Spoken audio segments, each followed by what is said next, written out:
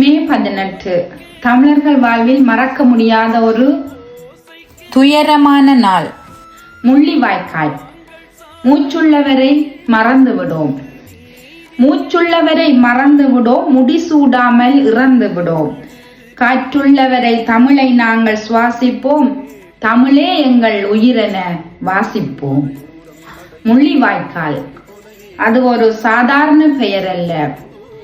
தமிழர்கள் உள்ளத்தோடும் உயிரோடும் உணர்வோடும் ஒன்றாக கலந்துவிட்ட வேத மந்திரம்.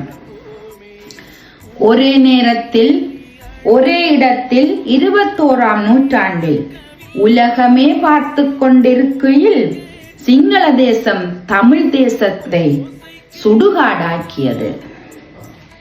இங்கே வைத்துத்தான் பல லட்சம் தமிழர்கள் சிங்களவர்களால் கொன்று குவிக்கப்பட்டனர்.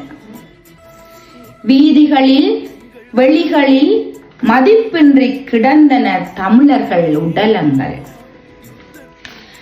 தெரு தெருவாய் அழுது நின்றோம், கை கொடுக்க உலகம் வருமென்று கதறி நின்றோம். நிச்சயமாய் நாங்கள் நினைக்கவில்லை உலகமே திரண்டு தமிழருக்கு வாய்க்கரிசி போடுவார்கள் என்று.